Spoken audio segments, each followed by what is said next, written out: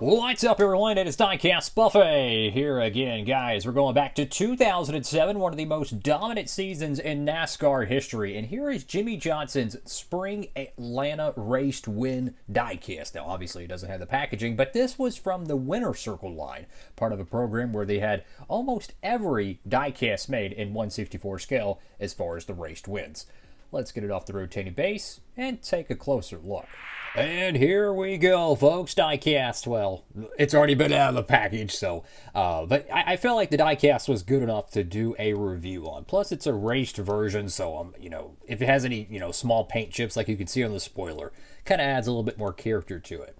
2007 was an incredible year. As we have a hair that's on the diecast. I don't know. There we go. Anyways, 2007 was an amazing year for Jimmie Johnson. The cat had like over 10 wins. Pretty much his version of the 1998 Jeff Gordon and 2021 Kyle Larson. Just a sheer dominance of a season. And to do it in the final year of Gen 4, plus adding in the COT, it's arguably one of the most impressive seasons in NASCAR history, in my opinion. 2007, having two completely different variations of cars and still going out there and dominating. I mean, Hendrick Motorsports was setting the world on fire pretty much in 07. Jeff Gordon was, he turned the clock back a decade. He was literally having an amazing year. Casey Mears even won a cup race, right? Kyle Busch won the first ever COT race. And this one was one of two race wins for Jimmie Johnson at Atlanta because he won both of them. And guess what? He won both of them in the same paint scheme. Now, that is rare for one driver to run an alternate paint scheme twice at one event. They have two events at one track. Win both of them. And then both of the diecasts get produced in 1/64 scale. That is such an anomaly.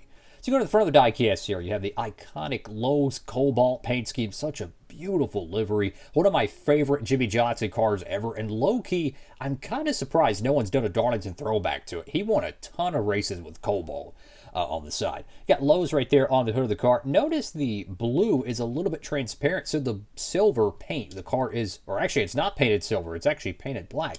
I don't know if the blue was layered on top of the silver decal. I digress. Anyways, it does have that metallic touch to it. Very, very sharp. There's a nice soft haze of dirt and grime on the front of the diecast. I love how the front end on this car looks. You have the grill tape there.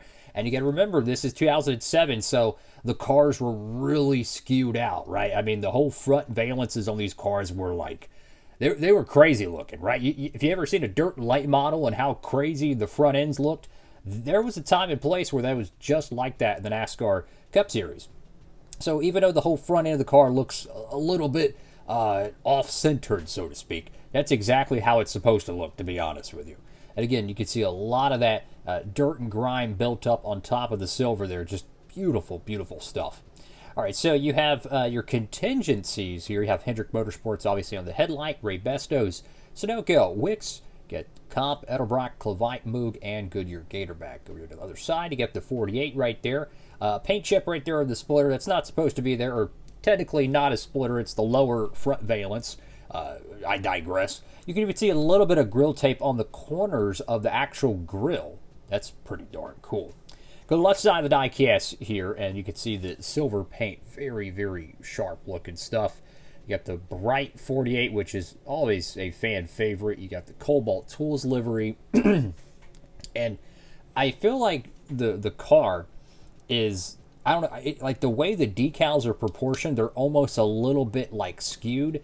And I think they did that intentionally to give the illusion that the car was a little bit more aerodynamic. Because again, the bodies on these cars were just really skewed out, as it was all, sheet metal and whatnot. Not like nowadays where they're composite or carbon fiber molds. So they could really bend and flex the cars. And they would even design the cars to also flex in the corner, whether it's the G-lobe, the shocks, the side skirts hitting the ground, whatever it be. It would physically change the shape of the car as the car was slung in the corner, which is really, really cool stuff.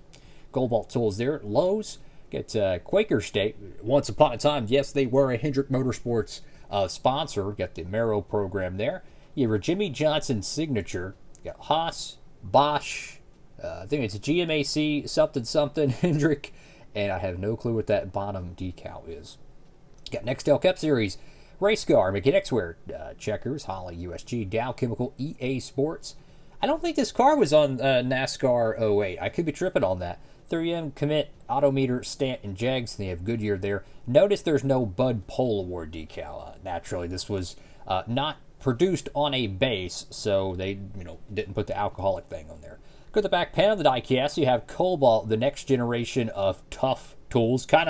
It's kind of interesting, 2007, known as the year of the COT.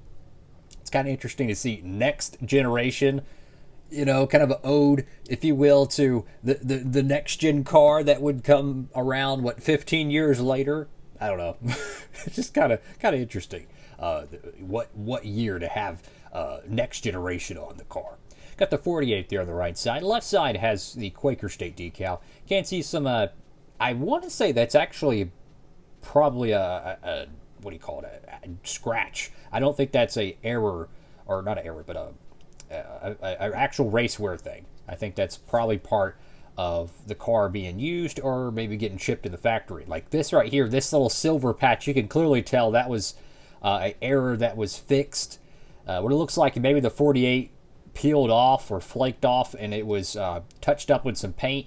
The unfortunate thing about metallic paints is that if you don't spray it on, it will always look like this. It will be very globbed up, the metallic glitter, everything. You could clearly tell that was a touch-up on the car. Notice there's some marks right there on the right side of the door, so I imagine he maybe made contact with the wall, or perhaps another car on the restart. This was during the single-file restart era, I believe, so I'm not sure. You got over here to the right side, you have a little bit more dirt and grime on the front fender. I don't know if maybe this whole side panel was pushed in a little bit. Naturally, they try to give it a three-dimensional effect, if you will, if there is dents on the car. But top of the diecast here, you have the number 48. Once again, got some chips on the roof rails. That's part of it. Love that silver end. That is absolutely beautiful. Go over here to the decollete of the car. You have Cobalt tools once again, and a fabulous looking diecast. In terms of the plastic on the car, I feel like the interior plastic is in pretty good shape. There's just a very, very faint hint of yellowing, which is pretty common with a lot of these 06, 07 Chevy Monte Carlos. And here is the bottom of the plastic, which is, again, the standard winter circle style black chassis. So, fabulous diecast there. I mean, I tell you what, 2007 was such a great year for NASCAR diecast raced win collecting. And it took them a long time before we even got close to the amount of raced wins that were produced in 2007. 2022 was kind of the breakthrough year for the raced win collectors of the 164 scale. They were making raced wins for many different drivers, the Chase Elliott's, the Denny Hamlin Daytona 500s, etc. But 2022 with the next gen car, I mean, what was it, like 20 to 25 out of the 36 wins were produced in 164 scale. And I want to say like 34 or 35 out of the 36 raced wins in 2025 are actually being produced in 164 scale. So first time since 2007 you could almost say every diecast was produced. And fabulous stuff here, man.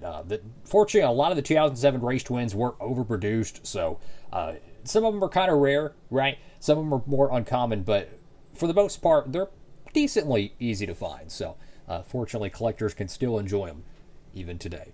Thank you all for watching the video. Make sure to like, comment, and subscribe. I appreciate it. If you want to help support the channel, make sure to tap in with the promo code over there at Diecastbuffet over there at Circuit Diecast, and you can save on shipping, fellas.